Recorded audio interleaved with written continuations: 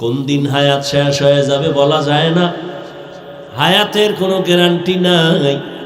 নবী বাথরুমে গেলেন, বাথরুম থেকে বের হইলেন, বের হইয়া নবী মাটিতে তায়াম্মুম করলেন। সাহাবী ডাক দিয়া কয়, রাসূল ওই মাঠের কোনায় পানি দেখা যায়, আপনি ওখানে গিয়ে ওযু করবেন। পানি থাকলে তো আর তায়াম্মুম চলে না। কি সভাপতি যদি থাকে, সহসভাপতির কোনো কাজ লাগে না। নবী বললেন, সাহাবী আমিও দেখতেছি পানি মাঠের কিনারায়, কিন্তু বলো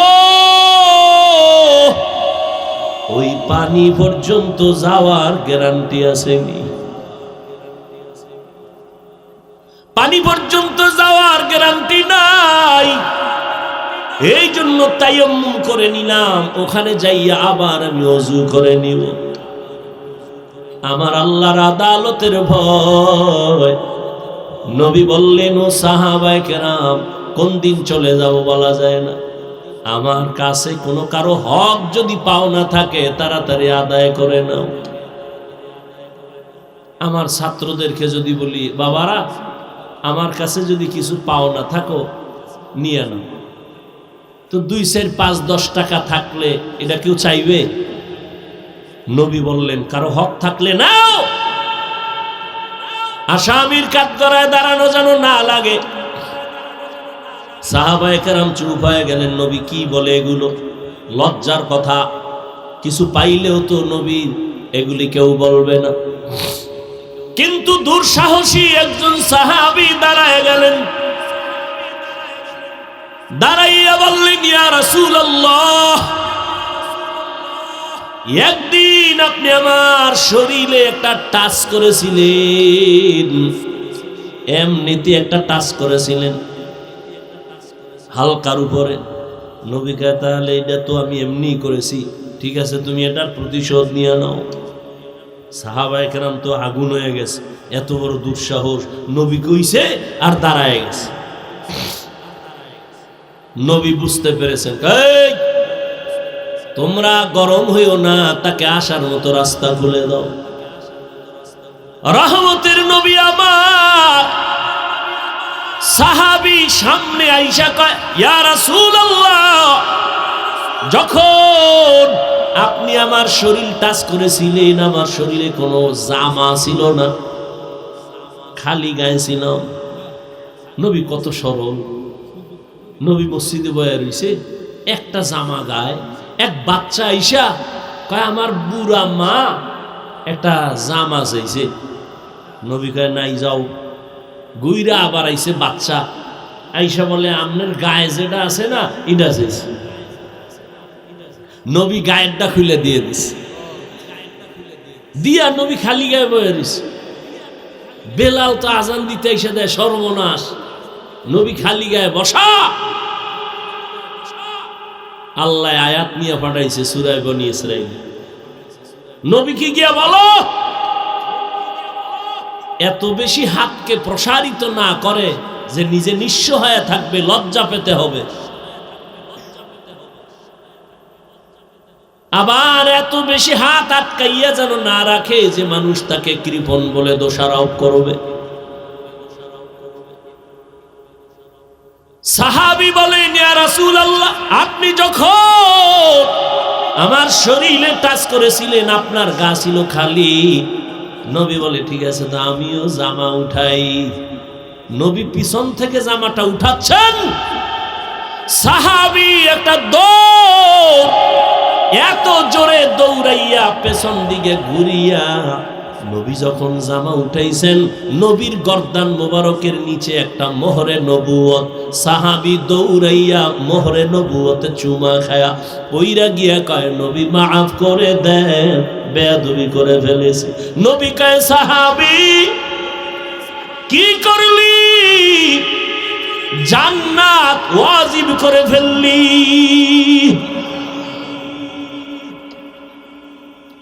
জান্নাত ওয়াজিব করে ফেলেছো। মোহরে নবুয়তে চুমো দিয়েছো, রহমতের নবী আমার, তার হাতে গড়া সাহাবী আবু বকর। নবী নাই, খেলাফতের দায়িত্বে আবু বকর বসে আছেন। আল্লাহর আযাবের ভয়, আদালতে হিসাবের ভয়। নবী বলেন, আমার হুজরার পাশেই তো মসজিদে নববী। আমি এশার নামাজ পড়ে ঘুমাই, আমার চোখ বন্ধ, আমার অন্তর ঘুমায় না। রাতের গভীরে হঠাৎ আমার কানে আওয়াজ আসছে, কে যেন মসজিদের ভেতরে কাঁদে রাতের আধারে গভীরে। আমি ঘুম ভেঙ্গে গেল, আমি উইঠা নিচে নামলাম, বের হইয়া দেখলাম এই গভীর রাতে মসজিদের মধ্যে কেন কান্নার আওয়াজ, কে কোন বিপদে আছে। আমি তাকাইয়া দেখি জান্নাতের 1 নম্বর সাহাবী আবু বকর নামাজে দাঁড়ায় কাঁদতেছে। নামাজ শেষ, আমি জিজ্ঞাসা করলাম, আবু বকর, গভীর রাতে আপনি নামাজে দাঁড়ায় কেন কাঁদেন? আবু বকর বলেন, ইয়া রাসূলুল্লাহ, আল্লাহর আদালতে দাঁড়াইয়া হিসাব দেওয়ার ভয় আমি নামাজে কান্না করেছি। অথচ তার আমল কত সুন্দর, ইখলাস কত সুন্দর, তেলাওয়াত কত সুন্দর, নামাজ কত সুন্দর, তাকওয়া কত সুন্দর। এরপরেও যদি তারা কান্না করেন, তাদের তুলনায় তো আমাদের কোনো নামাজ নাই, কোনো ইখলাস নাই, তাকওয়া নাই, আমল নাই, ঈমানও নাই, কিছুই নাই তাদের হিসাবে। আমাদের তো গলায় রশি লাগায় কান্না করা দরকার, অথচ আমাদের চোখে পানি নাই, কেউ কান্না করলে তাও দেখতে পারি না। বড় দুঃখ। খেলাফতে আবু বকর আছেন, রাষ্ট্র পরিচালনা করেন। বিবি সাহেব একদিন বললেন, ও খলিফাতুল মুসলিমিন, আমার মিষ্টি খাইতে মনে চায়। দেখেন আল্লাহর ভয়ে চান্দাবাজার ধান্দাবাজেরা দেশটারে নাপাক করে ফেলেছ। চান্দাবাজি আর ধান্দাবাজি করে এদের থেকে উলামায়ে কেরাম হাতে নিতে হবে এই রাজনীতির ময়দানকে পবিত্র করার জন্য। কারণ নাপাক মানুষের দিমাগ দিয়া কোনোদিন নাপাক পবিত্র জমিনকে পাক করা যায় না, অপবিত্র জমিনকে পাক করা যায় না। এখানে পবিত্র মেধা লাগবে, আল্লাহর ভয় লাগবে। আর আপনারা নাক টেনে ঘুমান দেশ স্বাধীন। দেশ স্বাধীন হলে চট্টগ্রামে আইনজীবীর গলায় ছুরি চালায় কারা? কিসের স্বাধীন? মুসলমান স্বাধীন বলে নাক টেনে ঘুমাবে ওই দিন যেদিন ইসলামের স্বাধীন হবে। মুসলমান তো নিশ্চিন্তে স্বাধীন বলে ঘুমাবে সেদিন এদেশের জমিনে কোরআনের বয়ান করবে উলামায়ে কেরাম, সুদখোর বেনামাজির থেকে অনুমতি লাগবে না যেদিন। এদেশের মানুষ দিব্যি আরামে ঘুমাবে নিশ্চিন্তে সেদিন এদেশের মসজিদ আর মাদ্রাসার কমিটিতে সুদখোর বেনামাজি থাকবে না যেদিন। তুমি এখানে স্বাধীন স্বাধীন বলো, আর ঢাকার শহরে মহিলারা সাংবাদিক সম্মেলন করে আর বলে আমাকে দেহ ব্যবসার অধিকার আবার ফেরত চাই। কাফনের কাপড় নিয়ে রেডি থাকো, আবার যুদ্ধ হবে, আবার ডাক আসবে, আবার আন্দোলন হবে জালেমের বিরুদ্ধে। মুসলমানের আন্দোলন একবার না বারবার? মুসলমান জীবন একবার দেয় না, বারবার দেয় জালেমের বিরুদ্ধে। আল্লাহ সবাইকে হেদায়েত দান করুন। কার পিছনে ঘুরো? কার পিছনে ঘুরে দাড়ি কেটেছ? কার পেছনে ঘুরে নামাজ ছেড়েছ? সহি নিয়তে, সহি তরিকায়, সহি কিছু কথা কোরআন সুন্নাহর আলোকে আমাকে বলার মতো, আপনাদেরকে শুনবার মতো ইখলাস ও রুহানিয়াতের সাথে আল্লাহ কবুল করেন। ওয়া আম্মা মান খাফা মাকাম রাব্বিহি ওয়া নাহান নাফসা আনিল হাওয়া ফাইন্নাল জান্নাতা হিয়াল মাওয়া। আল্লাহ বলেন, হে রাসূল, উম্মতকে বলে দেন যে আমার আদালতে দাঁড়াইয়া হিসাব দেওয়ার ভয়ে নিজেকে দুনিয়াতে গুনাহ থেকে বাঁচাবে, আমি আল্লাহ তাকে বিনা হিসাবে জান্নাত দিব।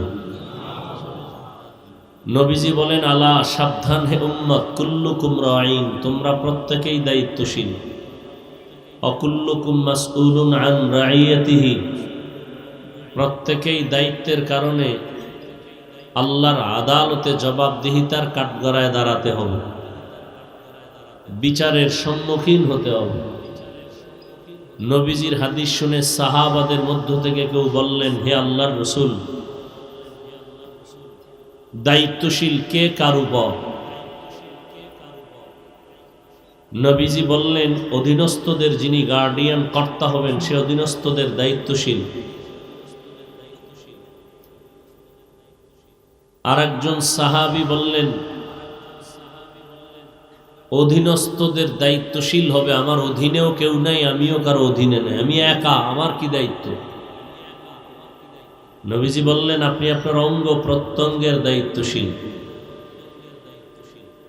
প্রত্যেক সন্তান পিতামাতার অধীন, সন্তানের জন্য মা বাবা দায়িত্বশীল। স্ত্রী স্বামীর অধীন, প্রত্যেক স্বামী স্ত্রীর দায়িত্বশীল। মসজিদের ইমাম ও খতিব মুসল্লিদের দায়িত্বশীল। ওয়ার্ডের মেম্বার ওয়ার্ডের মানুষের দায়িত্বশীল, চেয়ারম্যান ইউনিয়নের দায়িত্বশীল, মাদ্রাসা বা প্রতিষ্ঠানের ছাত্রদের জন্য শিক্ষক দায়িত্বশীল, দেশবাসীর জন্য সরকার প্রধান দায়িত্বশীল, গোটা উম্মতে মুহাম্মদীর জন্য উলামায়ে আহলে হক দায়িত্বশীল। আল্লাহর আদালতে দায়িত্বের কারণে জবাবদিহিতার কাঠগড়ায় দাঁড়াতে হবে।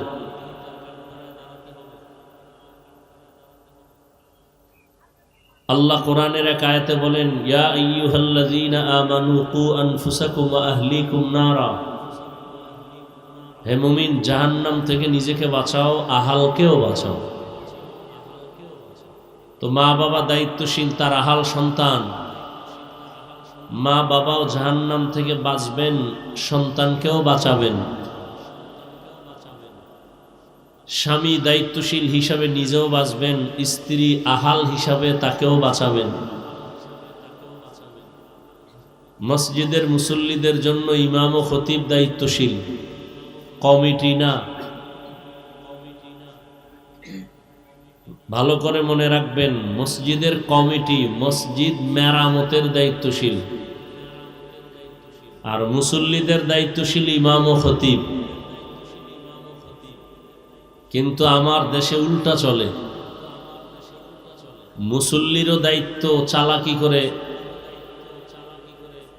জুলুমের শিকার করে নিজ হাতে নিয়ে নেয়, এমনকি তারা ইমাম ও খতিবকেও গোলাম হিসাবে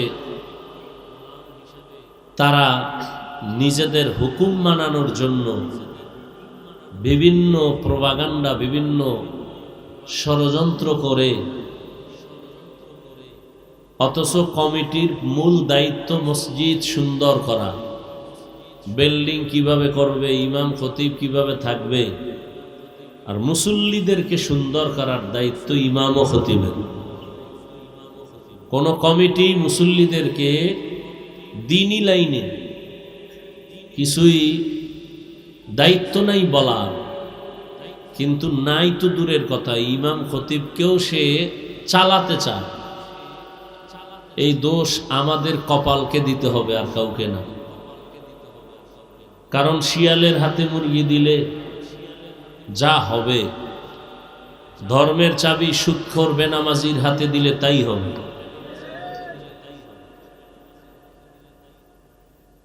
আল্লাহ সব ভাইকে হেদায়াত দান করুন। কিয়ামতের দিন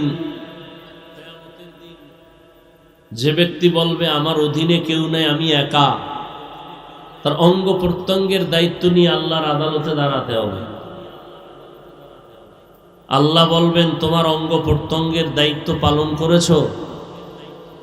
আযাবের ভয়ে অনেকে মিথ্যার আশ্রয় নিয়ে বলবে, হ্যাঁ করেছি। আল্লাহ তো জানেন। আল্লাহ জবান বন্ধ করে বলবেন, হাতকে কথা বলো। اليوم نختم على أفواههم وتكلمنا أيديهم وتشهد أرجلهم بما كانوا يكسبون دستگوید منچونی دزدیدم لطفگوید منچونی بوسیدم چشمگوید چیدم غمزه حرم گوشگوید چیدم سمر الکلام আল্লাহর আদালতে আল্লাহ বলবেন হাত কথা বলো, কান কথা বলো, চোখ কথা বলো। আল্লাহ যখন বলবেন হাত কথা বলো, আমাদের বাস্তব বিশ্বাস হলো হাত কথা বলতে পারে না। আপনাদের হাত কথা বলতে পারে? কথা বলেন, জবান খুলেন। এখানে কথা বললে সওয়াব, কারণ এখানে গুনার কথা হবে না, নেকের কথা হবে। আমরা যেখানে জরুরি সেখানে কথা বলতে চাই না, যেখানে কথার প্রয়োজন নাই সেখানে শুধু শুধু কথা বলি। মসজিদে কথা বলা নিষেধ, এন বেশি কথা বলে, তা আসতে না জোরে বলে। চিন্তা করে বাধা দিবে কে? বাধা দেওয়ার কেউ নেই। যে বাধা দিবে সে আমার অধীন, আমি কর্তা, আমি গার্ডিয়ান। তো বাস্তব হলো হাত কথা বলতে পারে। আল্লাহ যদি কুদরতের ক্ষমতা দেন পারব, এই বিশ্বাসটা অন্তরে রাখতে হবে। সংক্ষেপ কথা এমন, পৃথিবীর বিবেক যেটাকে বলে হবে না, অসম্ভব, আল্লাহর কুদরত বলে সেটা সম্ভব। দুনিয়ার মানুষ বলে বিবেক দিয়ে এটা হবে না, অসম্ভব। আমার আল্লাহর কুদরত বলেন সেটা কি? মরা গাছে কথা বলতে পারে না, এটাই সত্য। তো আল্লাহর কুদরতে দুধের বাচ্চা কথা বলতে পারে না, এটাই সত্য। আল্লাহর কুদরতে পারে। এই বিশ্বাস অন্তরে রাখলে তাহলে আশা করা যায় আউলিয়ায়ে কেরামদের কারামত নিয়ে কোনো তিলকাল করার সুযোগ থাকবে না। অনেকে আউলিয়ায়ে কেরামের কারামতকে মানে না। ইখতিলাফের শেষ নাই, ধর্ম নিয়ে বাড়াবাড়ি, আর হলো ধর্ম নিয়ে সারাসারি। আল্লাহ সব ভাইকে সহি বুঝ দান করেন। পাথর কথা বলতে পারে না, আল্লাহর কুদরতে পারে। মরা খেজুর গাছ নবীজির সাথে কথা বলেছেন। পাথর নবীর কথায় কালিমায় শাহাদাত পড়েছে। এটা অলৌকিক একটা পাওয়া, আল্লাহ দেন, বান্দার এখানে কোনো হাত নাই। আল্লাহ মাঝে মাঝে অসম্ভবকে সম্ভব করায় দেখান, কখনো ডাইরেক্ট, কখনো ইনডাইরেক্ট, কখনো সরাসরি, কখনো কোনো মাধ্যমে।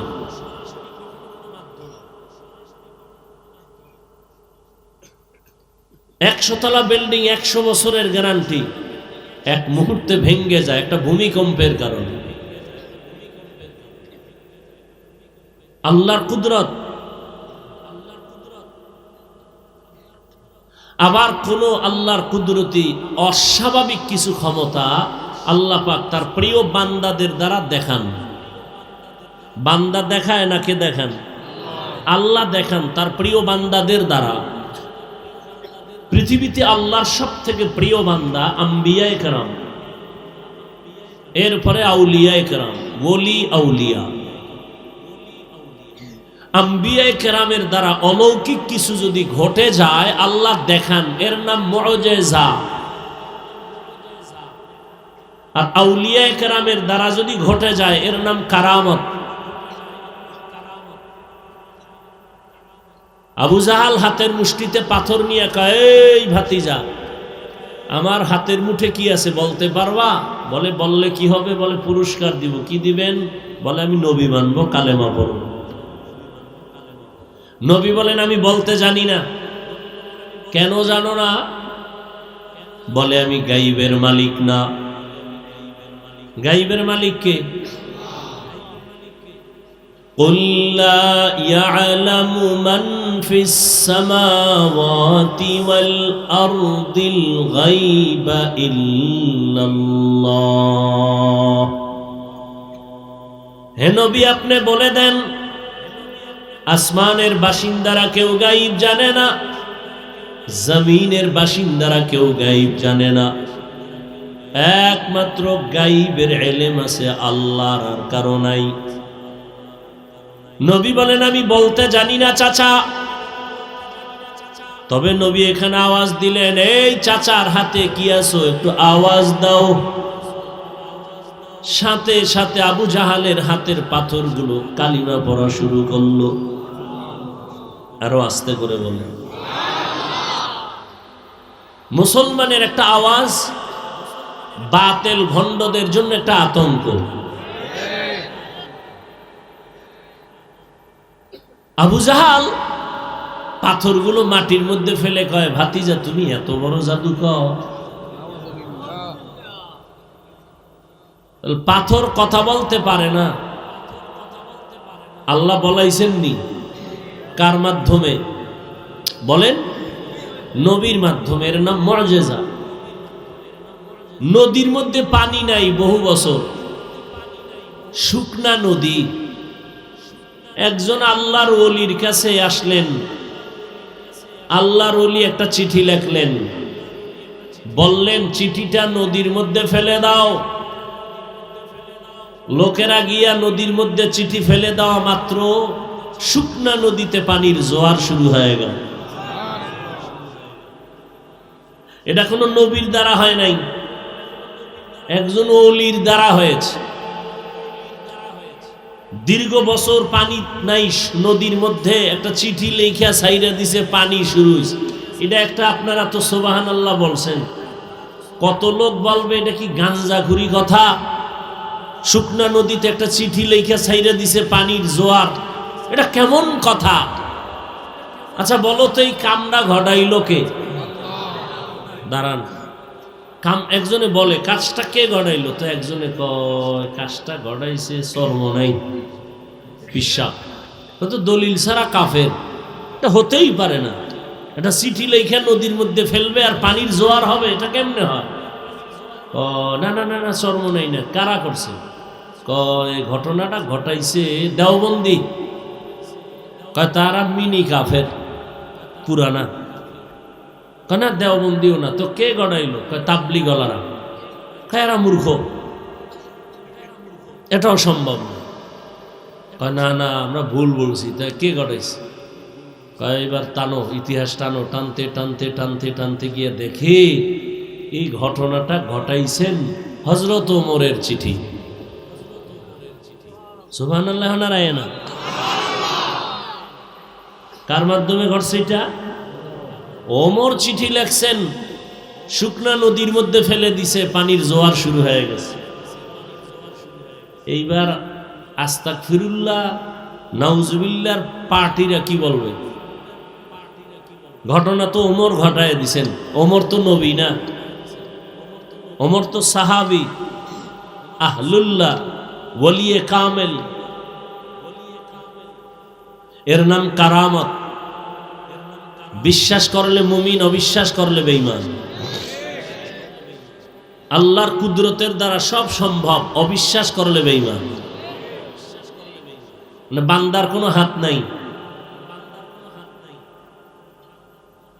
কথা বুঝেননি?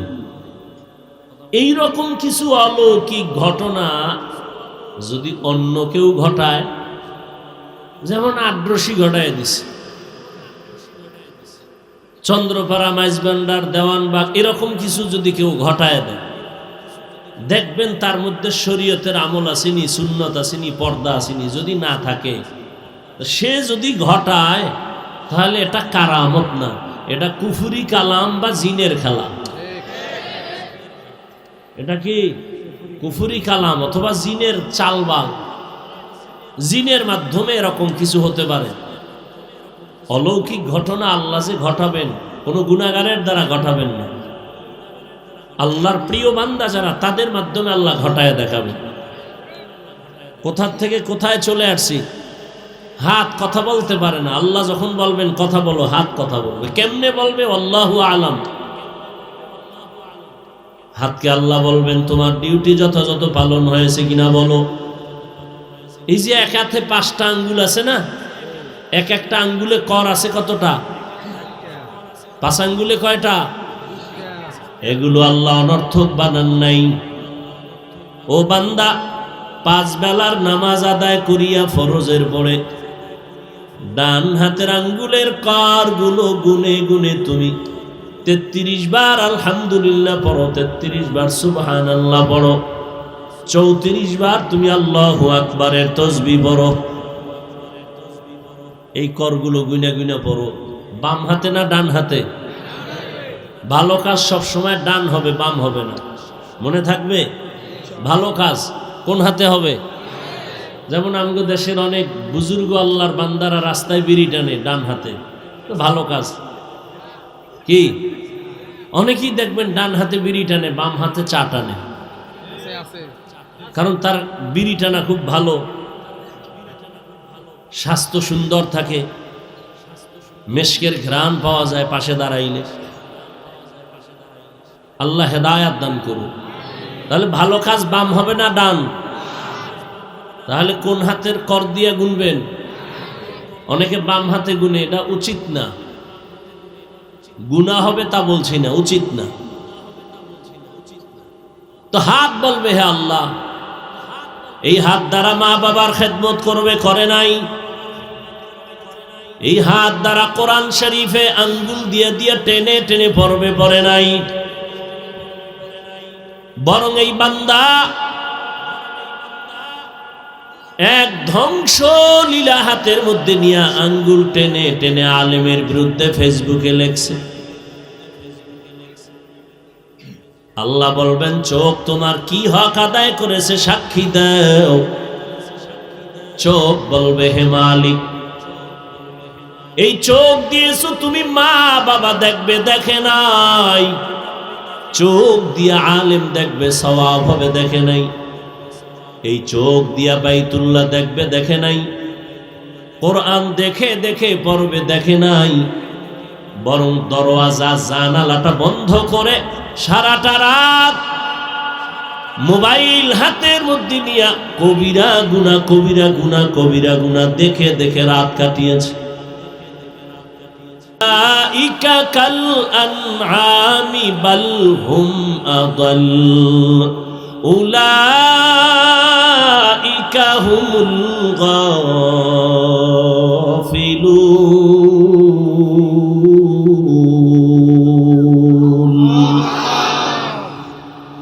আল্লাহ তাআলা 9 পারা সূরা আরাফে বলেন, অধিকাংশ মানুষ জাহান্নামে যাবে, কারণ আমি তাদেরকে ভাবার মতো কলব দিছি, ভাবে না। দেখার জন্য চোখ দিয়েছি, দেখে না। দেখা শোনার জন্য কান দিয়েছি, শোনে না। চোখের কি বট্টি লাগায় রাখে? কয় না, যা দেখতে বলছি দেখে না, যা নিষেধ করছি তা দেখে। যা শুনতে বলছি শুনে না, নিষেধ যা করেছি তাই শুনে। আল্লাহর দেওয়া কানের মধ্যে আজানের আওয়াজ নাও, তেলাওয়াতের আওয়াজ নাও, মা বাবার আওয়াজ নাও। বান্দা সব বন্ধ করে অল টাইম কানের মধ্যে গানের তার লাগায় গান শুনতে শুনতে ঘুমায় গেছে। এরে যুবক, সারাটা রাত মোবাইলের গুনাহ দেখে দেখে চেহারাটা নষ্ট করেছো। যেই চেহারাটা 40 বছর পর্যন্ত কোনোদিন নষ্ট হবে না, উজ্জ্বলতা যাবে না, মাত্র 25 থেকে 30 বছর পর্যন্ত বয়সে তোমার চেহারা নষ্ট হয়ে গেছে। কয়েল জ্বলে, কয়েল মনে হয়, গন্ধ আসে কেন?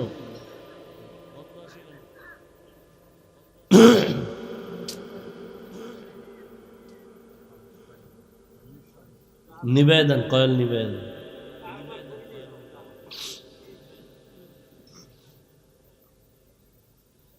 এরে আমার আল্লাহর বান্দা, শুধু তোমার চেহারার উজ্জ্বলতা যায় নাই, বরং এই মোবাইলের দিয়ে তাকায়া গুনাহ করার কারণে তোমার কিডনি ড্যামেজ হয়ে গেল, হার্ট দুর্বল, ব্রেন দুর্বল, চরিত্র নাই, লেখাপড়া নাই।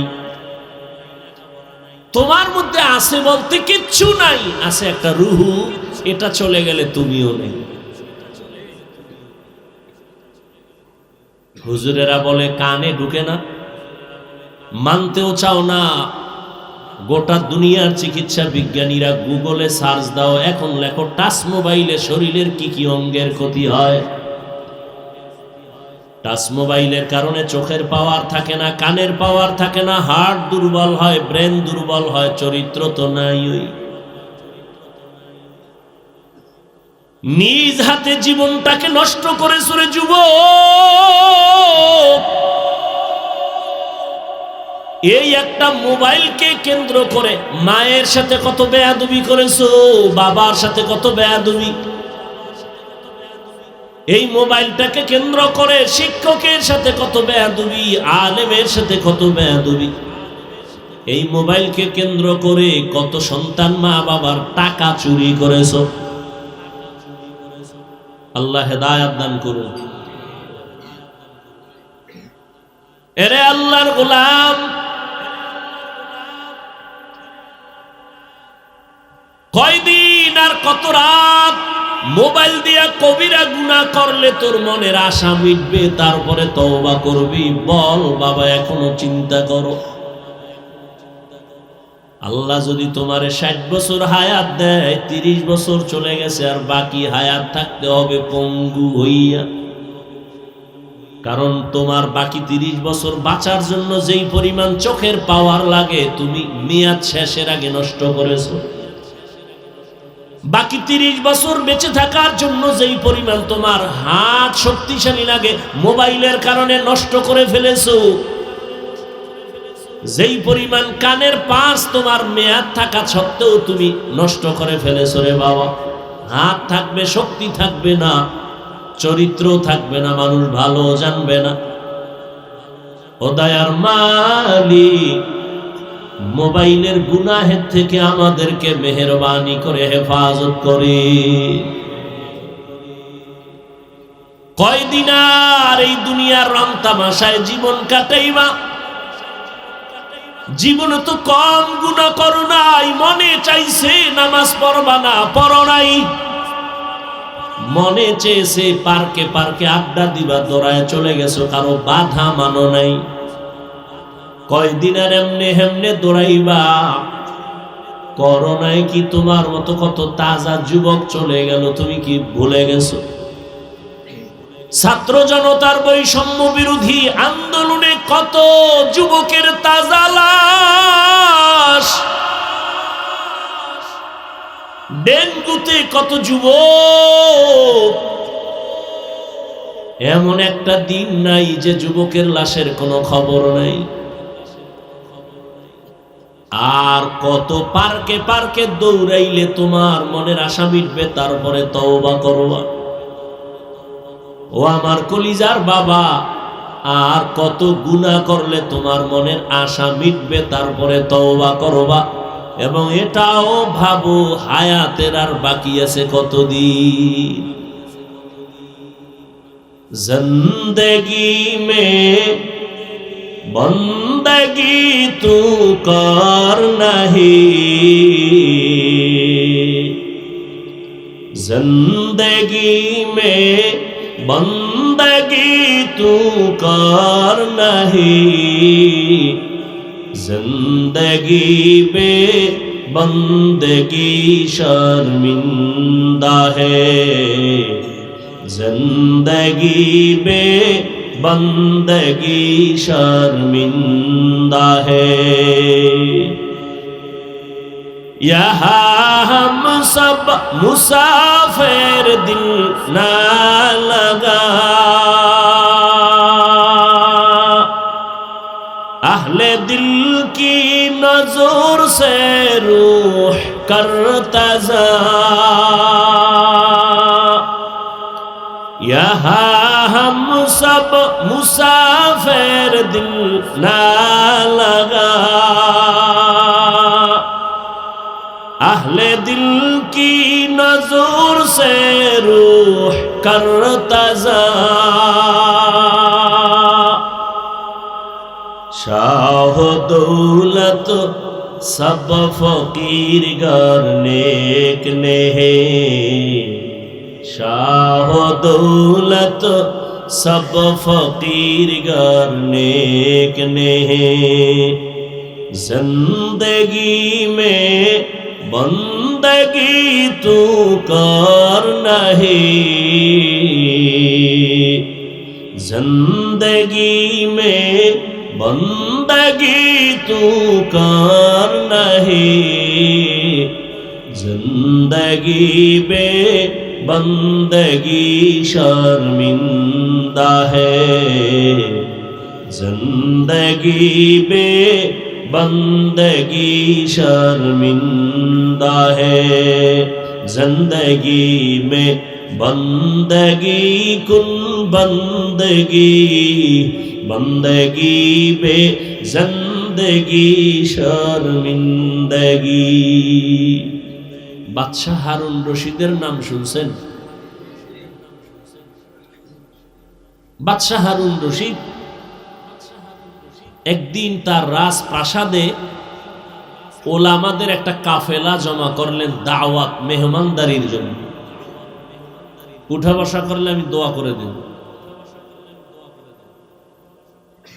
তো উলামাদের কাফেলা বাদশাহ হারুন রশিদের রাজপ্রাসাদে হাজির। বাদশাহ হারুন রশিদ একদিকে রাষ্ট্রপ্রধান, অন্যদিকে আল্লাহর প্রিয় একজন ওলিয়ে কামেল। রাষ্ট্রপ্রধান তো তিনিই হবেন যে জনগণের ইমামতিও করবে, মসজিদে আবার জুমার খুতবা দেওয়ার অধিকার রাখবে। আর আমগো অবস্থা, জনগণের প্রতিনিধি ইমামতি করবে দূরের কথা, সালাম দিতে পারে না। সালাম দেয় সালাম আলাইকুম, স্টাইল সালাম আলাইকুম, মানে তোর উপরে আল্লাহর গজব। হে ঘুরায় খাও আলাইকুম, তোর উপরে আরো আগে। বাদশাহ হারুন রশিদ ওলামাদের কাফেলাকে ডাকলেন। তার স্ত্রীর নাম জানেননি? খবর নেই। দুনিয়ার গুনাহগারদের নাম জানে না? দুনিয়ার মধ্যে শ্রেষ্ঠ নায়িকা সুন্দরীকে এ নামও, হ্যাঁ এ নামও জানে, তাফসীরের একটা অংশ। আল্লাহ হেদায়েত দান করুন। অথচ দুনিয়াতে যাদের অক্লান্ত অবদান, মনীষী আল্লাহর প্রিয় গোলাম, এদের নাম আমাদের খবর নাই। বাদশাহ হারুন রশিদের স্ত্রীর নাম কি? জুবায়দা খাতুন। কি নাম? জুবায়দা খাতুন। তিনি ছিলেন কোরআনে হাফেজা। তার কাজের মহিলা ছিল 100, সবাই কোরআনে হাফেজা। যাই হোক, ওদিকে আমি যাব না। বাদশাহ হারুন রশিদ ওলামায়ে কেরামদের ডেকে যথেষ্ট পরিমাণ মেহমানদারি করালেন। এবার একটা প্রস্তাব দিলেন, প্রশ্ন করলেন, হযরত উলামায়ে কেরাম, আমি আপনাদের ডেকেছি আমার একটা অন্তরের ঝামেলা নিরসন করার জন্য। আমি বাদশাহ হারুন রশিদকে আপনারা চিনেন, আপনারা আমার দেশের সর্বোচ্চ লেভেলের আলেম। আমাকে একটু বলতে হবে আজ আপনাদের। আমি 5 ওয়াক্ত নামাজ পড়ি, আমি আল্লাহর বিধান পালন করার চেষ্টা করি। অতএব আমাকে বলবেন আমি বাদশাহ হারুন রশিদ কি জান্নাতি না জাহান্নামী? প্রশ্নটা খুব সহজ। ওলামায়ে কেরামদের মধ্য থেকে একজন একজন বলা শুরু করলেন,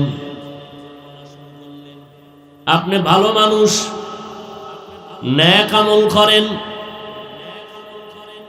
আপনি জান্নাতের পথে আছেন যদিও বলা যাবে, তবে নিশ্চিত জান্নাতি না জাহান্নামী এটা বলার কোনো উপায় নাই, এটা বলা যাবে না। এইভাবে পুরা কাফেলার সব আলেমের এক আওয়াজ, আপনি জান্নাতের পথে আছেন অথবা গুনার কারণে জাহান্নামের পথে আছেন বলা যাবে, কিন্তু নিশ্চিত আপনি জান্নাতি না জাহান্নামী এটা বলা। বাদশাহ হারুন রশিদ বলেন, তো আপনাদের ডেকে লাভ হলো কি? কি লাভ হলো? ঠিক আছে, আমার মনের কষ্ট মনেই থেকে গেল, আপনারা বিদায় নিতে পারেন। বলতে না বলতেই মজলিসের মধ্য থেকে 9 বছরের একটা বালক দাঁড়ায় গেছে। কয় বছর? 9 বছরের বালক দাঁড়ায় বলেন, বাদশাহ জাহাপনা,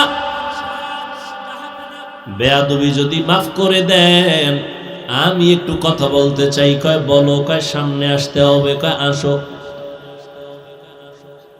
বলে বাদশাহ, আপনি যে প্রশ্নটা করছেন, আপনি জান্নাতি না জাহান্নামী, আমি একুরেট আমি আপনাকে জবাব দিতে চাই। সব আলেমরা আশ্চর্য, আমরা ভারি না, তুই কে রে? বাদশাহ কথা কয় না, কি জবাব দেয় হুনো, এই রাস্তা খুলে দাও। 9 বছরের বালক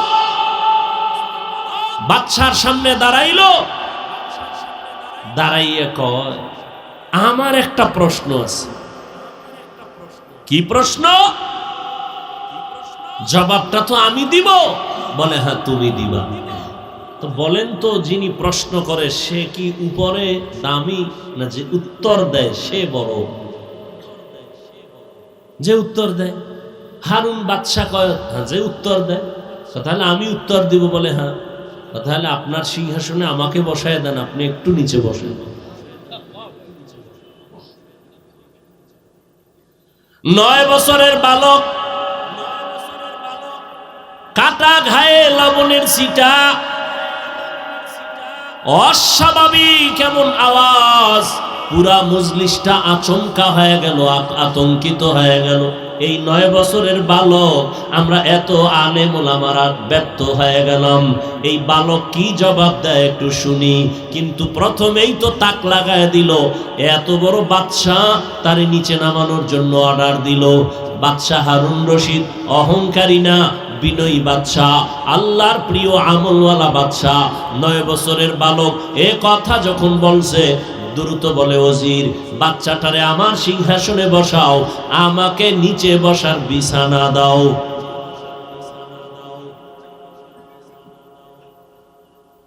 বাচ্চাটারে উপরে বসাইয়া বাচ্চা নিচে বসলো। মরিচ ডইল, ঝাল কমনি। হ্যাঁ,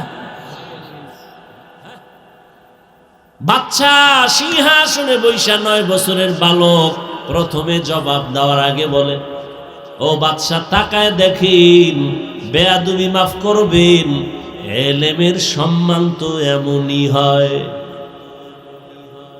কিসের সম্মান? এলমেরা এজাজু করদান বেহিসাব, এলমেরা এজাজু করদান বেহিসাব, খলকেরা দাদান জবাবে বাসওয়াব, হক না দারত দোস্তে খলকা জারেরা, মিসলে ই খসলত একে দিনদারেরা। বাচ্চা ডাক দিয়ে বলল, 9 বছরের বালক, এলেমের সম্মান তো এমনই হয়। রহমতের নবী কালেমার দাওয়াত দিবেন, কিন্তু চতুর্পার্শ্বে দুশ্মন ঘোরা। 7 বছরের সন্তান আইসা নবীর হাতে হাত লাগায় কালেমা পড়লেন। কয় বছর? কেউ বলেন 9 বছর, কেউ বলেন 8 বছর, কেউ বলেন 11 বছর। রহমতের নবীর হাতে কালেমা পড়েছেন, কালেমার পতাকা উড্ডীন করার শপথ নিয়ে নিলেন। রহমতের নবী বললেন, এরে সন্তান, এতদিন তুমি ছিলা আমার চাচাতো ভাই, এখন তুমি আমার সাহাবী। আল্লাহ যদি কপাল খুলে দেন, কিছুদিন পরেই এই সন্তান হবে রসুলের জামাতা। বলতে পারেন কে? হযরত আলী রাদিয়াল্লাহু তাআলা আনহু। হযরত আলী 7 থেকে 11 বছরের বয়সে নবীর হাতে হাত লাগাইলেন। রহমতের নবী খুশি হইয়া দোয়া করলেন, আনা দারুল হিকমাহ ওয়া আলিউন বাবুহা। আমি হইলাম ইলম ও হিকমতের ঘর, আর এই ইলম ও হিকমতের ঘরের দরওয়াজা আমার আলী। ইলমের সম্মান পাওয়ার এত বেশি, হযরত আলী আল্লাহর শুকর আদায় করেন। রাজিনা কিসমাতাল জাব্বার ফিনা লানা ইলমুন ওয়ালিল আদাই মালু ফাইন্নাল মা লা ইয়াফনি আন করিবিন ওয়া ইন্নাল ইলমা বাকিন লা ইয়াজালু। হযরত আলী বলেন, ও আল্লাহ, তোমার শুকর আদায় করি, সম্মানের চেয়ারে বসার জন্য 2 জিনিসের একটা লাগে। হয়তো শিক্ষাগত যোগ্যতা ইলম দরকার, না হয় টাকা দরকার, মাল দরকার। দুনিয়ার মানুষ শিক্ষিত বান্দারও সম্মানের জায়গা দেয়, অথবা যে ব্যক্তি টাকাওয়ালা তারও সম্মানের চেয়ার দেয়। ও আল্লাহ, তুমি আমাদের টাকার মালিক বানাও নাই, ইলমে ওহির মালিক বানাইছো, শুকর তোমার। ইলমের কারণে এত সম্মান, টাকা পাইয়া খুশি না রে মালিক, কারণ টাকাওয়ালার টাকা আজ আছে কাল থাকবে না। ইলম ওয়ালার ইলম সিনায় ঢুকবে, কখনো বিদায় হবে না। টাকাওয়ালার টাকা আজ আছে কাল নাই, আর শিক্ষা যেটা ঢুকছে ইলম, এটা আর যাবে? বলেন না কেন? তবে এখানে একটা পয়েন্ট, যেহেতু অনেক আমার কলিজার ছাত্র ভাইরা আছেন, কথাটা মনে রাখবেন, পারলে লিখে রাখবেন। ইলম কখনো সিনাত থেকে যাবে না, তবে হ্যাঁ, 2টা বেয়াদবি করলে ইলম থাকবে না। কয়টা? এক হলো ইলমের সাথে অপরাধ, দ্বিতীয় হলো ইলম ওয়ালা যারা, এদের সাথে বেয়াদবি করলে ইলম চলে যাবে। ইলমের সাথে বেয়াদবি করলে ইলম থাকে না, ইলম ওয়ালাদের সাথে বেয়াদবি করলে ইলম চলে যায়। এই জন্যই তো ইলমের ভান্ডার হযরত আলী বলেন, মান আল্লামানি হরফান ইনশাআ বাআ ওয়া ইনশাআ আতাকা। হযরত আলী বলেন, আমাকে একটা অক্ষর যিনি শিক্ষা দিয়েছেন তিনি আমার মাথার মুকুট, চাইলে আমাকে বিক্রিও করে দিতে পারে, না হয় গোলাম বানাইয়াও রাখতে পারে। ইলমেরা এজাজ করদান বেহিসাব, খলকেরা দাদান জবাবে বাসওয়াব। ও আমার ছাত্র ভাইরা, ভালো করে বুঝো, হাটহাজারীর হুজুর চলে গেছেন, আল্লাহ জান্নাত দান করেন। হুজুর বলেছেন, হেলিকপ্টারে আমি ঘুরি, রিকশার মতো লাগে। চরমনায়ের হুজুর হেলিকপ্টারে ঘুরে, হাফিজুর রহমান হেলিকপ্টারে ঘুরে, চাইলে ডেলি ঘোরা যায়। 14 গোষ্ঠী বিক্রি করলেও ভাড়া টাকা হবে না, কিনা তো দূরের কথা। তো আমি মাঝে মাঝে বলি, হেলিকপ্টারে হাফিজুর রহমান দৌড়ায় না, চরমনায়ের হুজুর দৌড়ায় না। আল্লাহর ইলম যে দামি, আল্লাহর ইলমের মর্যাদা উপরে দৌড়ায়।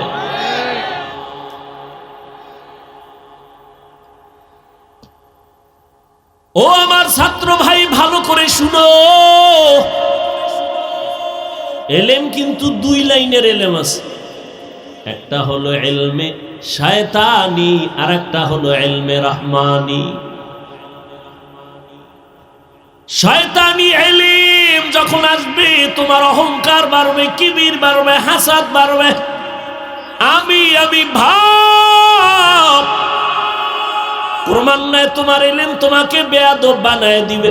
এই জন্যই তো জগতের শ্রেষ্ঠ ইলমওয়ালা রহমতের নবী বারবার দোয়া করতেন, আল্লাহুম্মা ইন্নী আসআলুকা ইলমান নাফিআ। ও আল্লাহ, এমন ইলম আমারে দাও যে ইলমের দ্বারা আমার উপকার হবে, উম্মতের উপকার হবে। ওই ইলম তো রহমানি না, যেই ইলম আমাকে বিনয়ী করতে পারে না, এই ইলম তো ইলমে নাফি না। ওই ইলম তো ইলম আসল ইলম না, যেই ইলম আমাকে অহংকার মুক্ত করতে পারে না, আমাকে গুনাহ থেকে ফিরাতে পারে না, বেয়াদবি থেকে ফিরাইতে পারে না, এটা ইলমে নাফি না। এই ইলম আমার জন্য ক্ষতির কারণ। এই জন্য আল্লাহর কাছে নবী, যার কোনো গুনাহ নাই, সে রহমতের নবী ইলমে নাফি কামনা করেন আল্লাহর থেকে। আল্লাহ হেদায়েত দান করুন। তো ওই 9 বছরের বালক কোথায়? সিংহাসনে বয়া কয়, ইলমের সম্মান তো এমনই হয়। কেমন? আমি 9 বছরের বালক সিংহাসনে, সারা দুনিয়া মাতানো সিংহাসনের ব্যক্তি নিচে বসা। এইবার কয়, আপনার প্রশ্নটা আবার করেন। বাদশা হারুন রশিদকে আমার প্রশ্ন, আমি নামাজ পড়ি, রোজা রাখি, পর্দা করার চেষ্টা করি, বালক তুমি বলো আমি জান্নাতি নাকি জাহান্নামী? 9 বছরের বালক বলে, আপনি একটু বলবেননি আপনার জীবনে এমন কোনো ঘটনা হয়েছে কিনা, যেই ঘটনা বড় মারাত্মক, আপনি চাইলে একা একা অনেক গুনাহ করতে পারতেন, একা কেউ দেখতো না, চাইলে জিনা করতে পারতেন, কিন্তু আল্লাহর আযাবের ভয় আপনি গুনাহ করেন নাই। বাদশা হারুন রশিদকে একটা নি বহু হয়েছে, চাইলেই গুনাহ করতে পারতাম, কিন্তু আমি আল্লাহর আদালতে হিসাব দেওয়ার ভয়ে আমি গুনাহ করি নাই। 9 বছরের বালক বলে, নিশ্চিত আপনি জান্নাতি। বাদশা হারুন রশিদ সে তার আগে আলেমরা দাঁড়ায় গেছে, কই পেয়েছ তুমি 9 বছরের বালক?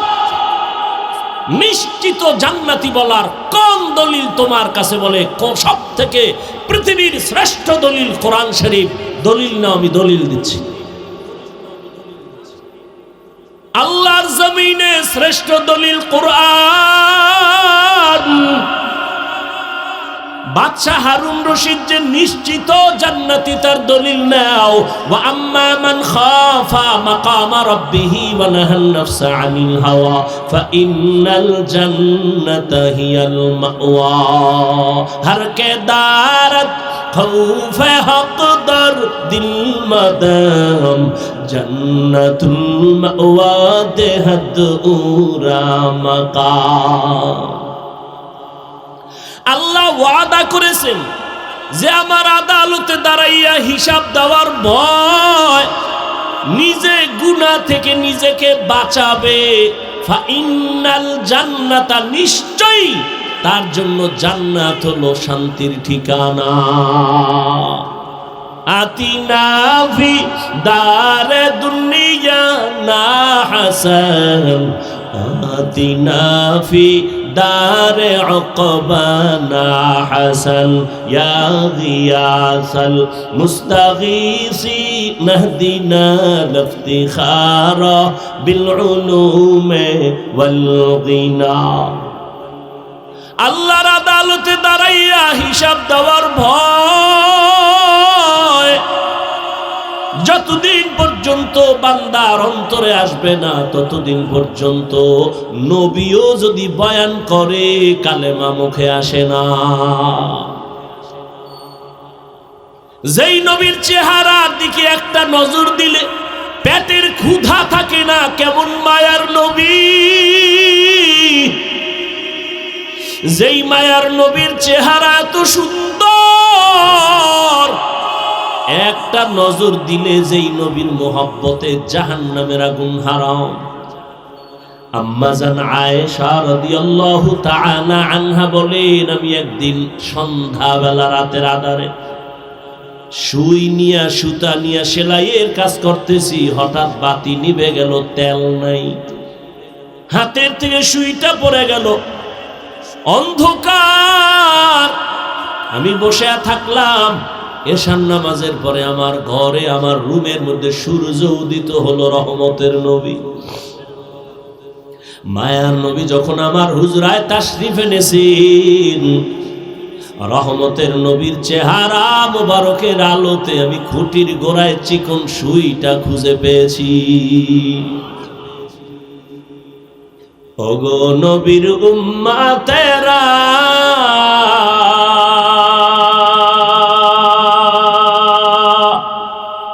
হয়ে আজি দিশাহারা, কোরআন হাদিসের চলো যখন যাহা চায় মনে, নবী বিনে কে তরবে ফুসিরত মিজানে, নবী বিনে কে তরবে ফুসিরত মিজানে। উম্মতের কান্ডারি নবী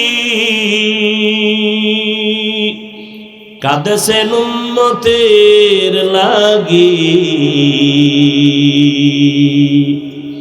এখনো কাঁদেন নবীজি শুয়ে মদিনার পানে, নবী বিনে কে তরবে ফুসিরত মিজানে, নবী বিনে কে তরবে ফুসিরত মিজানে। وأما من خاف مقام ربه ونهى النفس عن الهوى فإن الجنة هي المأوى। আল্লাহর আদালতে দাঁড়াইয়া হিসাব দেওয়ার ভয় কেন? বলে আল্লাহর আদালত বড় ভয়ঙ্কর। কেমন ভয়ঙ্কর হবে আল্লাহর আদালত? ও এলাকার মা বোনেরা, ও যুবক বাবারা, ও বৃদ্ধ বাবাজিরা, আল্লাহর আদালতের ভয়ে নবীর চোখে পানি, আল্লাহর আদালতের ভয়ে সাহাবায়ে কেরামের চোখে পানি। আমি মালিকের দরবারে কেমনে দাঁড়াইয়া হিসাব দিব? রহমতের নবী বিদায় হয়ে যাচ্ছে। বিদায়ের আগে নবী বলেন, এই সাহাবায়ে কেরাম, কোন দিন হায়াত শেষ হয়ে যাবে বলা যায় না, হায়াতের কোনো গ্যারান্টি নাই। নবী বাথরুমে গেলেন, বাথরুম থেকে বের হইলেন, বের হইয়া নবী মাটিতে তায়াম্মুম করলেন। সাহাবী ডাক দিয়া কয়, রাসূল, ওই মাঠের কোনায় পানি দেখা যায়, আপনি ওখানে গিয়ে ওযু করবেন। পানি থাকলে তো আর তায়াম্মুম চলে না। কি সভাপতি যদি থাকে, সহসভাপতির কোনো কাজ লাগে না। নবী বললেন, সাহাবী, আমিও দেখতেছি পানি মাঠের কিনারায়, কিন্তু বলো ওই পানি পর্যন্ত যাওয়ার গ্যারান্টি আসেনি? পানি পর্যন্ত যাওয়ার গ্যারান্টি নাই। এই জন্য তায়াম্মুম করে নিলাম, ওখানে যাইয়া আবার আমি ওযু করে নিব। আমার আল্লাহর আদালতের ভয়। নবী বললেন, ও সাহাবায়ে কেরাম, কোন দিন চলে যাব বলা যায় না। আমার কাছে কোনো কারো হক যদি পাওনা থাকে, তাড়াতাড়ি আদায় করে নাও। আমার ছাত্রদেরকে যদি বলি, বাবারা, আমার কাছে যদি কিছু পাওনা থাকো নিয়ে নাও, তো 2, 4, 5, 10 টাকা থাকলে এটা কেউ চাইবে? নবী বললেন, কারো হক থাকলে নাও, আসামির কাঠগড়ায় দাঁড়ানো যেন না লাগে। সাহাবায়ে কেরাম চুপ হয়ে গেলেন। নবী কি বলে এগুলো? লজ্জার কথা। কিছু পাইলেও তো নবী এগুলি কেউ বলবে না। কিন্তু দুঃসাহসী একজন সাহাবী দাঁড়ায় গেলেন। দাঁড়াইয়া বললেন, ইয়া রাসূলুল্লাহ, একদিন আপনি আমার শরীরে একটা টাচ করেছিলেন, এমনিতে একটা টাচ করেছিলেন হালকার উপরে। নবী কয়, তাহলে এটা তো আমি এমনি করেছি, ঠিক আছে, তুমি এটার প্রতিশোধ নিয়ে নাও।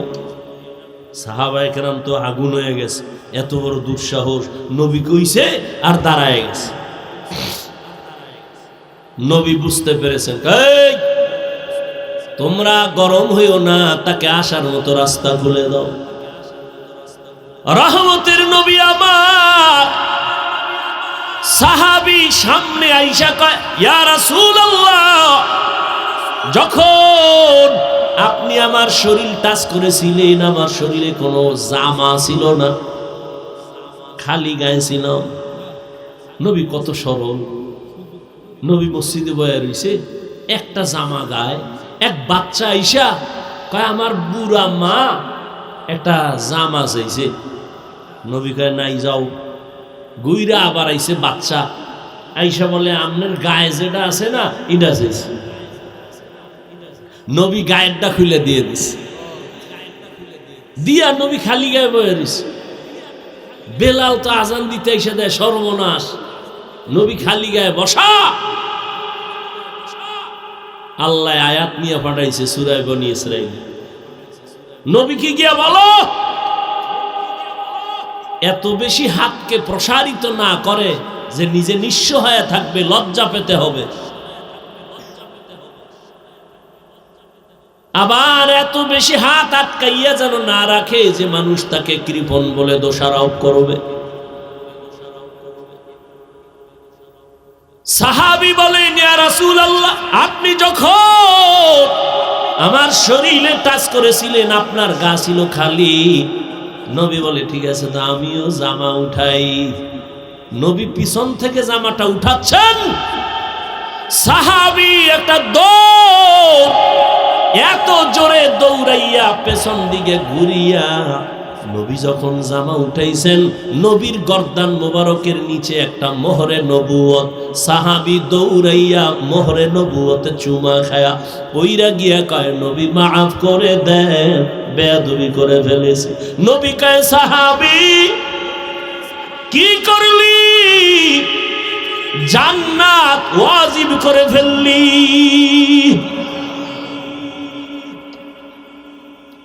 জান্নাত ওয়াজিব করে ফেলেছো, মোহরে নবুয়তে চুমো দিয়েছো।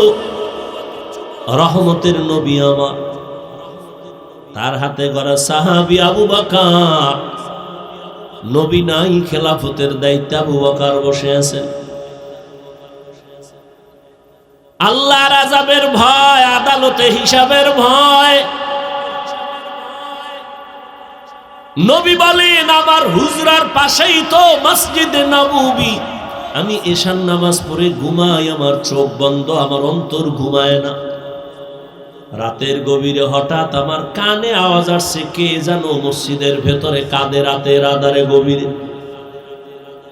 আমি ঘুম ভেঙ্গে গেল, আমি উইঠা নিচে নামলাম, বের হইয়া দেখলাম এই গভীর রাতে মসজিদের মধ্যে কেন কান্নার আওয়াজ, কে কোন বিপদে আছে।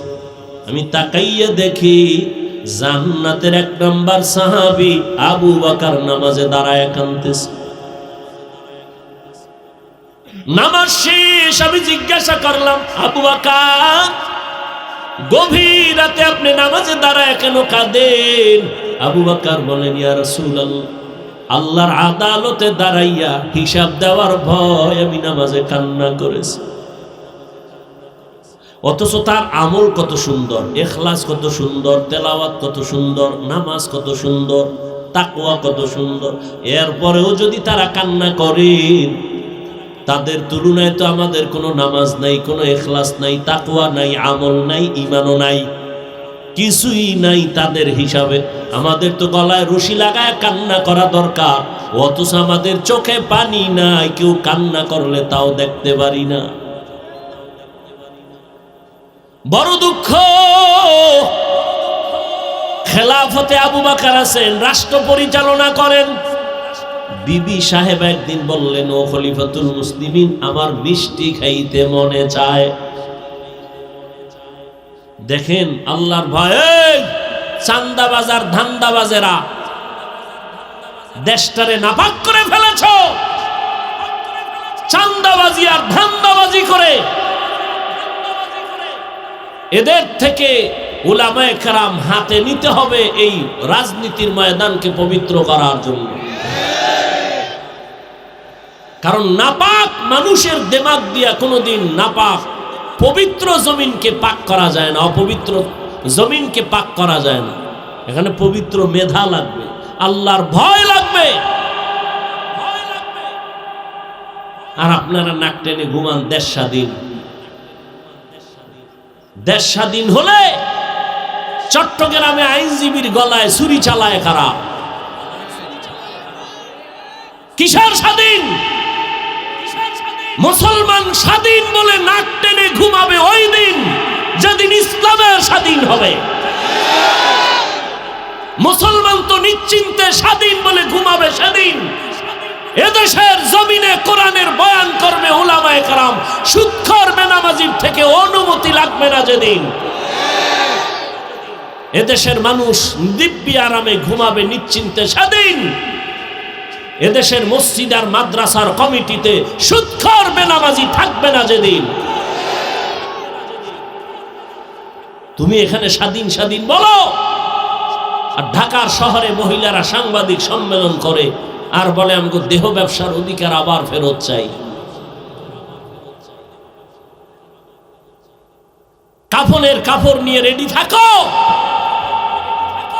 আবার যুদ্ধ হবে, আবার ডাক আসবে, আবার আন্দোলন হবে জালেমের বিরুদ্ধে। মুসলমানের আন্দোলন একবার না বারবার? মুসলমান জীবন একবার দেয় না, বারবার দেয় জালেমের বিরুদ্ধে। আল্লাহ সবাইকে হেদায়েত দান করুন। কার পিছনে ঘুরো? কার পিছনে ঘুরে দাড়ি কেটেছ? কার পেছনে ঘুরে নামাজ ছেড়েছ? সে তোমার আপন বন্ধু না। স্বার্থে আঘাত লাগলে সদস্য দল থেকে সদস্য পদের নাম কাটবে না, কল্লা কেটে ফেলবে। আল্লাহ হেদায়েত দান করুন। মানুষের ব্রেনকে আইওয়াশ করে রাখছে। ধর্ম আর রাজনীতি আলাদা। রসুল রাষ্ট্র চালান নাই, আলাদা কেন?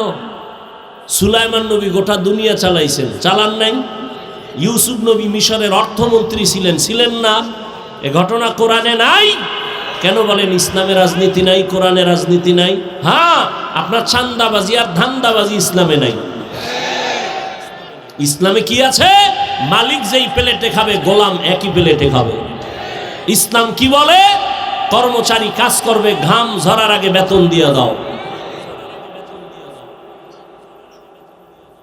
আবু বকর রাষ্ট্র পরিচালনা করেন, বিবি বলে মিষ্টি খাইতে মনে চায়। আবু বকর বলেন, ও বিবি ক্ষমা করে দেও, মিষ্টি খাওয়ানোর মতো আমার কাছে টাকা নেই। পুরা রাষ্ট্র চালায়। বিবি চুপ হয়ে গেছেন। কিছুদিন পর আবু বকর সিদ্দিক রাদিয়াল্লাহু তাআলা আনহুর স্ত্রী কিছু টাকা হাতে দিয়া বললেন, ও খলিফাতুল মুসলিমিন, আপনার কাছে টাকা নাই বলেছেন, আমি আলাদা কিছু টাকা দিয়েছি, এ দিয়ে মিষ্টি এনে দেন। আবু বকর কয়, এই টাকা পাইছো কই? আমনে কইবেন নি বউ টাকা দিলে কই পাইছো? আমনে কইবেন এটি জিজ্ঞানোর দরকার নেই, চুরি করে আইনে দিল শকর 1000 বার। বলবেন তোমাকে ধন্যবাদের মাঝে মাঝে আরো আইনো, চুরি করে হলো আনবা, কোনো তোমার টেনশন নাই। আর আবু বকর বলে, ওই বিবি, এই যে টাকা তুমি দিয়েছো কোথায় পেয়েছো? আল্লাহর ভয় কাকে বলে দেখেন। বিবি বলে, আপনি যে মাসে মাসে বেতন নেন না, ওই বেতনের টাকা থেকে আমি কিছু ধরে ধরে এটা জমাইছি। আবু বকর কি বলে, তাহলে তো বুঝলাম আমার বেতনের অংশ থেকে এই টাকাগুলো না হলেও সংসার চলে, তো আগামী মাস থেকে আমি এই টাকা কমায় নেব বেতন থেকে। এর নাম তাকওয়া, এর নাম আল্লাহর ভয়। হর কে দারত খৌফে হকদার দিল মাদরম, জন্নতুল মাওয়া দেহদুরা মাকাম। আবু বকর জান্নাতের সার্টিফিকেট পাইছেন। নবী বলেন, জান্নাতের সার্টিফিকেট পাইয়া আবার কাঁদেন কেন? আবু বকর বলেন, ইয়া রাসূলুল্লাহ, আপনিই তো হাসরের কঠিন বয়ান করেছেন। হাসরের ময়দান বড় ভয়ঙ্কর হবে। ওই দিন সব নারী আর পুরুষেরা উলঙ্গ দাঁড়াবে, সূর্য মাথার উপরে নেমে আসবে, জমিন হবে তামা, জাহান্নামের আগুনের গরম। ওদিকে আমার আল্লাহ রাগান্বিত আওয়াজ দিবেন, লিমানিল মুলকুল ইয়াউম লিল্লাহিল ওয়াহিদিল কাহ্হার। আল্লাহ এতটা রাগান্বিত আওয়াজ দিবেন যে হাসরের ময়দানটা থরথর করে কেঁপে উঠবে। আবু বকর বলেন, ইয়া রাসূলুল্লাহ, নবীরা পর্যন্ত কান্না করবেন সেই দিন, আপনিই বয়ান করেছেন। হাসরের ময়দানের ভয়ঙ্কর হালাত দেখে যে নবীদের গুনাহ নাই তারাও কাঁদবেন। মুসা নবী কাঁদবেন, ঈসা নবী কাঁদবেন, ইব্রাহিম নবী কাঁদবেন, আদম নবী কান্না করবেন। উম্মতেরা পাগলের মতো দৌড়াবে, সুপারিশের জন্য কোন নবী সুপারিশ করবেন না। ও রহমতের নবী, আপনিই বয়ান করেছেন। আম্মা জান আয়েশা রাদিয়াল্লাহু তাআলা আনহা বলেন, নবীজিরে মাঝে মাঝে দেখতাম আমার রুমের মধ্যে বৈশা নবী গুনগুন করে কান্না করেন। আমি আয়েশা, 6 বছরে আমার নবীজির সাথে বিয়া হলো, 9 বছর বয়স আমি নবীর ঘরে আসলাম। আমার 18 বছর যখন বয়স হয় নবী দুনিয়া থেকে চলে গেলেন। আমি নবীরে কান্না করতে দেখলে ভয় পাইতাম, আমার এই অল্প বয়সের কারণে না জানি কোনো বেয়াদবি হয়ে যায়। আমি বারবার জিজ্ঞাসা করতাম, উমায়ার নবী, আপনি আমার রুমে বৈশা কেন কাঁদেন? নবী বলেন, আয়েশা, আমি 2টা কারণে বেশি বেশি কান্না করি। এক, আমার জীবনের একটা অধ্যায় ছিল, বড় কান্নার অধ্যায়, দুঃখের অধ্যায়, তুমি দেখো না এর আয়েশা। আমার মক্কার মানুষ আমার আরামে ঘুমাইতে দেয় নাই, আমার চতুর্দিক থেকে আক্রমণ, আমার শরীরের মধ্যে পাথর মেরে রক্ত ঝরাইছে, আমার হাঁটার পথে কাটা দিত। ওই সময় আমার ওই কঠিন দুঃখের সময় আমার আপন একজন সহধর্মিণী ছিল খাদিজা। ওই খাদিজার কথা যখন আমার মনে পড়ে, চোখের পানি ধরে রাখতে পারি না রে আয়েশা। খাদিজার কথা মনে পড়লে চোখের পানি চলে আসে। আর হাসরের মাঠের কথা যখন মনে হয় আমি চোখের পানি ধরে রাখতে পারি। কিয়ামতের ময়দানে আমার মাওলা এত রাগান্বিত হবেন, ওই দিন আমার উম্মতের কি উপায়? নবীরাও কান্না শুরু করবেন, আমার উম্মতের কি উপায় হবে? ঈসা নবীও কাঁদবেন, মুসা নবীও কাঁদবেন, বড় বড় জলিল কদর পয়গম্বরেরা কান্না করবেন। আম্মা জান আয়েশা বলতেন, কি হালাত তুই কিয়ামতে? নবী বলেন, আয়েশা, সর্বশেষ উম্মতগুলো আমারে তালাশ করবে। আম্মা জান বলেন, নবী আপনাকে কই পাইবে উম্মতেরা? নবী বলেন, আয়েশা, আমি আমার মাওলার কুদরতের সামনে মাকামে মাহমুদে সিজদায় পড়ে কান্না করব। নবীরা কাঁদবেন আর বলবেন, আল্লাহ আমার উপায় কি হবে? আর আমি মুহাম্মদ কান্না করে একবারও নিজের কথা বলবো না, আমি বারবার বলবো, আল্লাহ আমার উম্মতের বাঁচাও, আমার উম্মতের বাঁচাও, আমার উম্মত যেন জাহান্নামে না যায়। আমার উম্মত যদি জাহান্নামে যায় আমি জান্নাতে যাব না। আমার কান্না দেখে আমার আল্লাহ বলবেন, ও নবী কাঁদবেন না, আপনি মাথা উঁচু করেন, উম্মত গুলো ধরে ধরে জান্নাতের দিকে নিয়ে যান। আমি আমার উম্মত গুলো বেছে বেছে জান্নাতের দিকে হাউজে কাউসারের কিনারায় নিয়ে দাঁড় করাবো। আম্মা জান আয়েশা বলেন, ইয়া রাসূলুল্লাহ, কোটি কোটি কোটি মানুষের ভেতরে উম্মতের চিনবেন কি করে? নবী বলেন, ও আয়েশা, আমার উম্মতেরা যারা 5 ওয়াক্ত নামাজ ওযু বানাইয়া আদায় করবে, কিয়ামতের দিন তাদের ওযুর জায়গাগুলো নূরের আলোতে ঝলমল করতে থাকবে। আমি দেখে দেখে আমার উম্মতগুলো হাউজে কাউসারের কিনারায় নিয়া লাইনে দাঁড় করাইয়া আমি নবী নিজের হাতে কাউসারের পানি পেয়ালা ভরে ভরে দিব। আমার উম্মতেরা পানি পান করবে, পিপাসা থাকবে না। আমার উম্মতেরা কাউসারের পানি পান করে করে এভাবে জান্নাতের পথে গিয়া বসবে। এক পর্যায়ে দেখবো আমার উম্মত লাইনে এখনো বাকি, তবে মাঝখানে পর্দা পড়ে গেছে। আমি জিজ্ঞাসা করব, সাহাবায়ে কেরাম, ফেরেশতাকে পর্দা ফালাইলা কেন? উম্মত কি শেষ? বলে না, ফালাইলা কেন? ফেরেশতারা বলবেন, আল্লাহর রাসূল, এই যে উম্মতগুলো বাকি আছে এরা সব ভেজালওয়ালা, আপনার সুন্নতের তারা জবাই করেছে, নিজেও নামাজ পড়ে নাই, কেউ নামাজ পড়তো তাও পছন্দ করে নাই, নিজেও হালাল খায় নাই, যারা হালাল খাইতো তাদেরও পছন্দ করে নাই, নিজেও পাগড়ি পরে নাই, যারা পাগড়ি পরতো তাদেরও পছন্দ করে নাই, নিজেও নামাজ পড়ে নাই, যারা নামাজ আদায় করতো তাদেরও পছন্দ করে নাই, নিজেও জিকির করে নাই, যারা জিকির করতো তাদেরও পছন্দ করে নাই। মায়ার নবী বলেন, আমি তখন রাগান্বিত হয়ে বলবো, সোহকান সোহকা, বেগ বেগে যাও উম্মত, আমি তোমাদের নবী না, তোমরা আমার উম্মত না, দাবি করি না। ওই সময় আবু বকর কাঁদেন, ইয়া রাসূলুল্লাহ, হাসরের ময়দানে যদি নবী তাড়ায় দেয়, আমার আল্লাহ গায়বী আওয়াজ দিবে, জাহান্নামের ফেরেশতারা এই নাফরমানগুলোরে ধর, জাহান্নামের হ্যান্ডকাপ লাগায় দাও। জাহান্নামের হ্যান্ডকাপ লাগায় টেনে টেনে জাহান্নামের দিকে নিয়ে যাবে।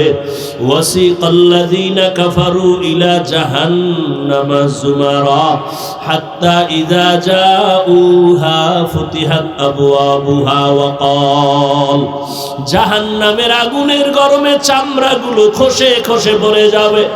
ও আল্লাহর বান্দারা, ও যুবক, স্কুলে পড়ো, কলেজে পড়ো, চাকরি করো, বাধা নাই, ব্যবসা করো, বাধা নাই, তুমি ওখানে থাইকে নবীর আদর্শের মালা গলায় লাগাও।